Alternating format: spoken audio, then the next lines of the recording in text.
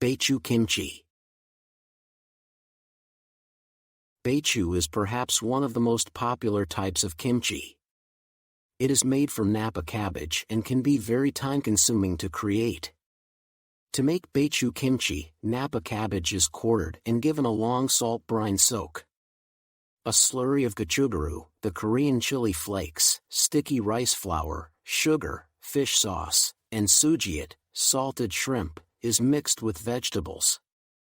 Because of its laborious process, beichu kimchi is often prepared in a communal event called kimjang. Ideally, a 2 to 3 week fermenting period gives beichu kimchi the right amount of acidic tinge while keeping the cabbage's crunch intact. Kimchi fermented for a shorter time is often eaten as a salad known as jiatjori.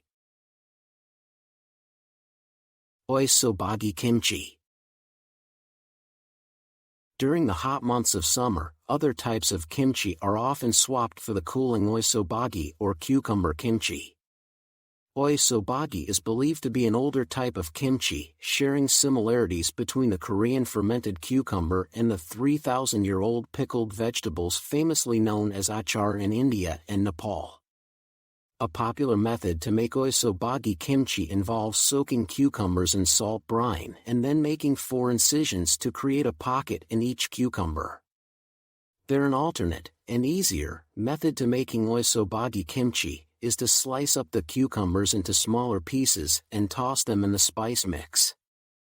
Oisobagi is one of the few kimchi types that do not fare well under long fermentation periods. Jiatjori kimchi. Jiatjori or beichu jiatjori is simply beichu kimchi, except that it doesn't require any fermentation. Also known as the fresh kimchi because it can be eaten immediately, jiatjori is made during the summer, as opposed to late autumn for beichu kimchi, when Napa cabbages are much smaller and their leaves are thinner. Because this kimchi is eaten fresh as a salad and quickly after it is prepared, there are a few things to keep in mind when making jiatjori. It is best to use tender cabbage leaves and keep the tougher ones out of the kimchi. Unlike beichu kimchi, which can be pretty laborious, in jiatjori, Napa cabbage is cut into small pieces and tossed in the spice mix, much like a salad. Kakakdu. Where beichu kimchi requires an arduous process of making rice and gochugaru slurry for layers of the Napa cabbage soaked in salt brine, kakakdu, or radish kimchi is a more accessible variety of the fermented side dish. To make kakakdu, all that you need to do is chop radishes into chunks and massage them with a salt and gochugaru mix. Kakakdu, for one, does not require a pre-soak in salt. Though kimchi makers can use daikon radish, the Korean mu radish is preferred by many when making kakakdu. Some prefer to make this kimchi in the later months of autumn during the radish harvest season in Korea.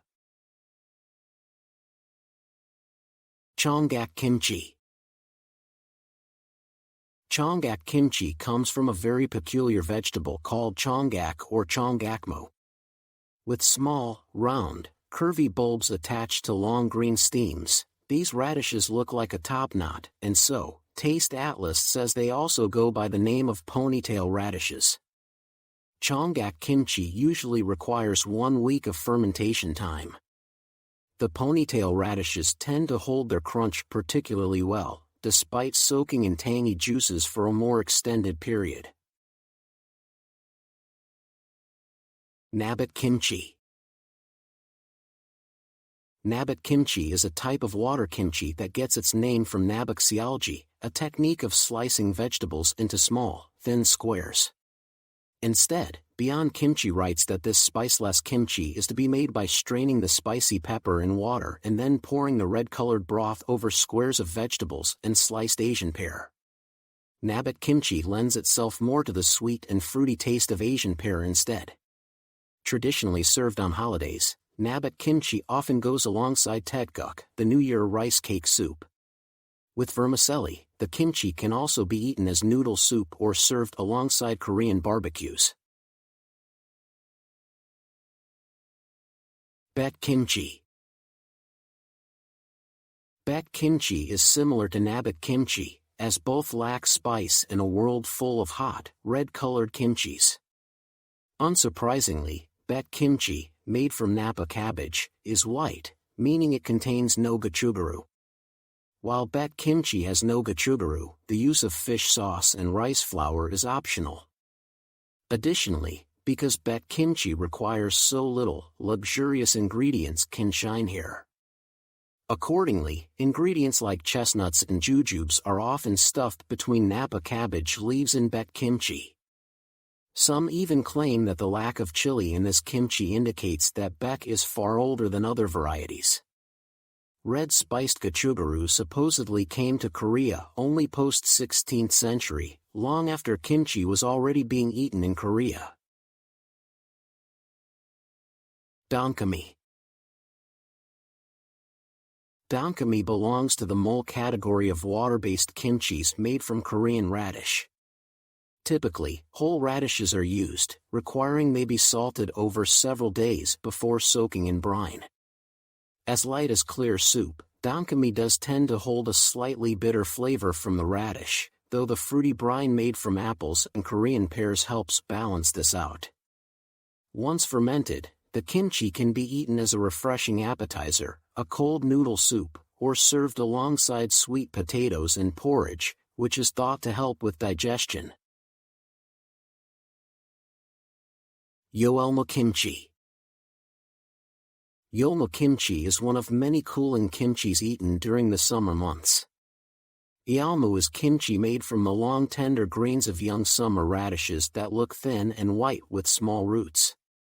When making yeolmu kimchi at home, a few small tricks can go a long way.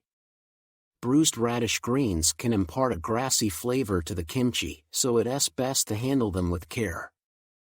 Varieties of kimchi meant for colder months depend on a rice flour slurry, but summer kimchis like yeolmu use wheat flour instead. The wheat flour will also reduce the earthy green flavor of the young radishes. Pa kimchi. Pa kimchi, also known as green onion kimchi, is a breeze to make. Pa kimchi is typically produced and eaten during the months of spring when the Korean green onion called jokba is in season. Pa kimchi also relies on fish sauce and gochugaru for flavor, as well as sugar, garlic, and ginger. Alternatively, fish sauce can be swapped with soy sauce for some vegan Korean food. Buchu kimchi. Buchu is another easy first kimchi to try your hands at if you just entering the world of make-at-home fermented vegetables. With a more zesty, onion flavor, these garlic chives need very little to become kimchi: rice flour, gochugaru, fish sauce, and sujit. To massage the spice paste onto the garlic chives, allow them to ferment at room temperature for a couple of hours. Buchu kimchi can either be eaten within a few hours or allowed to sit for a couple of weeks. If allowed to ferment for longer, the flavor of the kimchi will develop a lot more. Gat kimchi.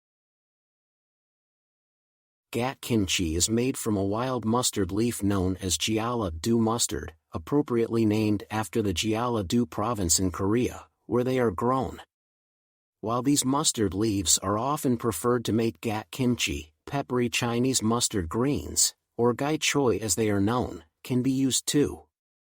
As with the napa cabbage used to make beichu kimchi, the mustard greens must be allowed a long soak in salt water brine first. The vegetable spice paste is carefully applied onto each mustard green leaf before being allowed to ferment until it develops pungent and acidic flavors. Kinip kimchi.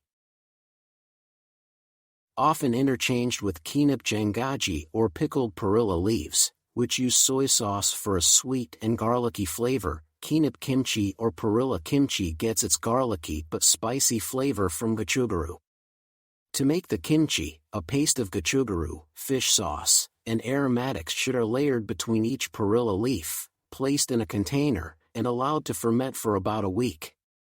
Kimchi makers can also add Asian pear to the paste to give the spicy kimchi a subtle tinge of sweetness. Once fermented, kinep can be consumed in many different ways, including a banchan. Bossam kimchi. Bossam kimchi is unique in both its preparation and its ingredients.